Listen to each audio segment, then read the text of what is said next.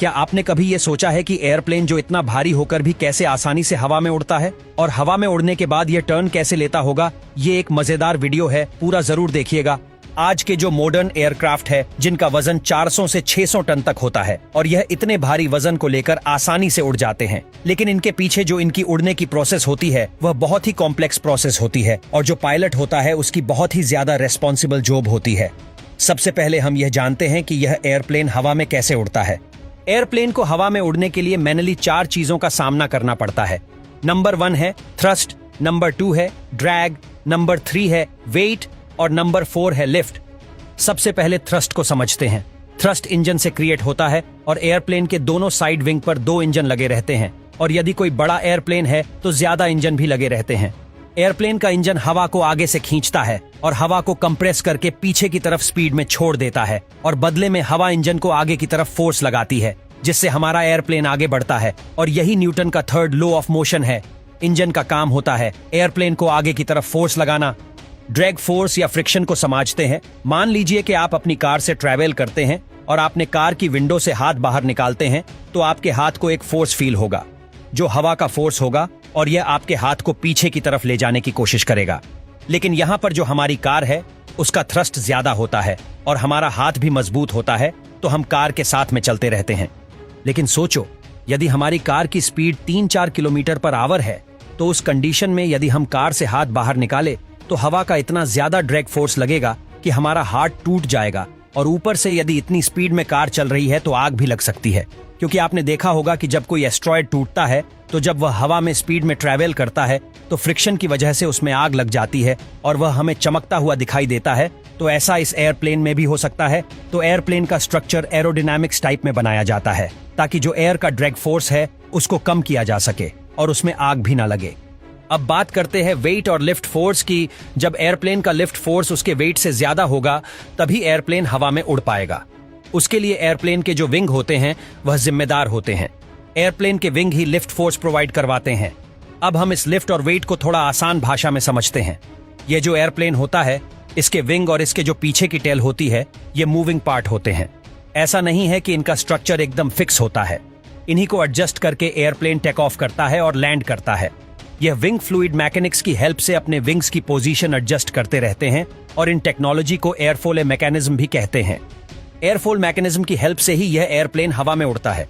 Airplane के पीछे की तरफ यदि देखोगे तो पीछे की तरफ इसकी टेल है, जहां पर यह जो छोटे छोटे विंग लगे हैं जिसे एलिवेटर बोलते हैं और यह जो बीच में बना हुआ है इसको रडर बोलते हैं।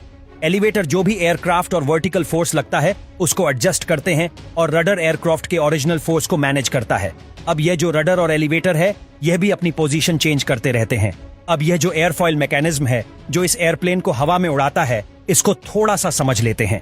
देखिए, जब एक एयरफॉइल हवा में उड़ता है तो वह लिफ्ट फोर्स प्रोवाइड करता है। इस एयरफॉइल का स्ट्रक्चर देखिए। इस एयरफॉइल के आगे और पीछे के हिस्से को स्लेट और प्लेप बोलते हैं और यह स्लेट और प्लेप अपनी पोजीशन जरूरत के हिसाब से एडजस्ट करते रहते हैं। यदि इस एयरफोर्स को आप सही से देखोगे तो सामने से जो हवा आ रही है उसको यह पीछे की तरफ से नीचे की तरफ दबा रहा है। तो जो भी हवा इस एयरफॉइल के नीचे होगी उसका प्रेशर ज्यादा होगा और जो हवा इस एयरफॉइल के ऊपर होगी उसका प्रेशर कम होगा।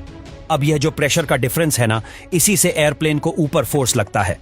जब हवा का प्रेशर ऊपर की तरफ कम है तो यह एयरक्राफ्ट ज्यादा प्रेशर से कम प्रेशर वाली साइड की तरफ जाएगा और इसी तरीके से इस एयरफॉइल मैकेनिज्म से जो एयरक्राफ्ट के विंग होते हैं उन पर ऊपर की तरफ लिफ्ट फोर्स लगता है।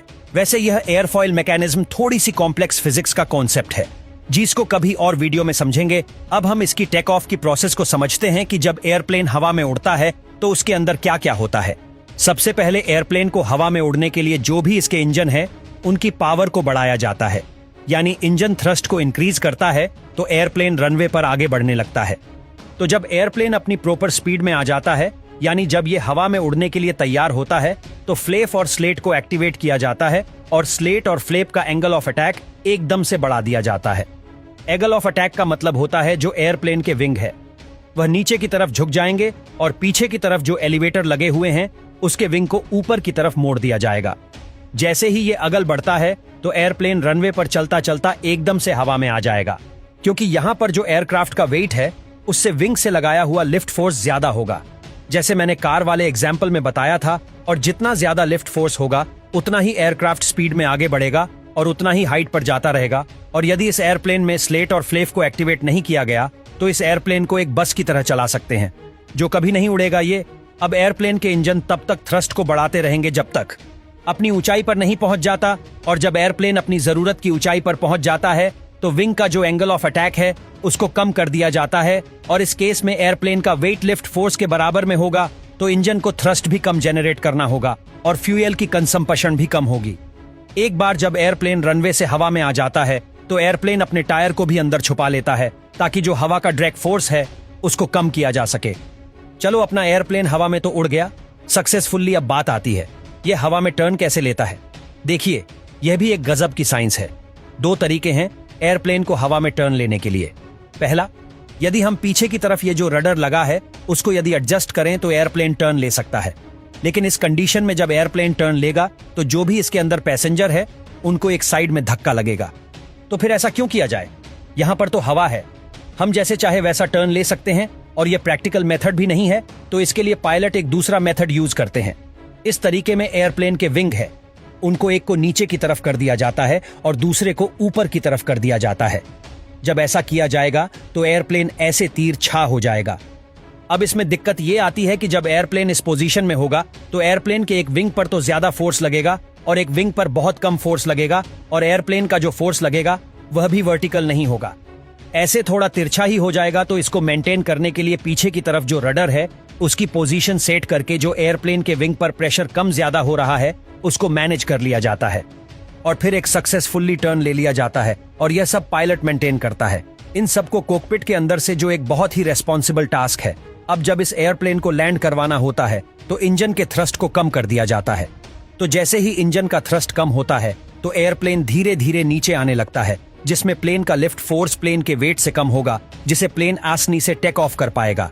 जब प्लेन रनवे पर आ जाता है तब प्लेन को जल्दी से रोकने के लिए इस स्पॉइलर को एक्टिवेट कर दिया जाता है, जिससे जो सामने वाली हवा आ रही है उससे और ज्यादा ड्रैग फोर्स क्रिएट कर सके, और इंजन जो थ्रस्ट पैदा कर रहा है उसे भी रिवर्स कर लिया जाता है, और इस तरह से एक प्लेन अपनी उड़ान पूरी कर लेता है।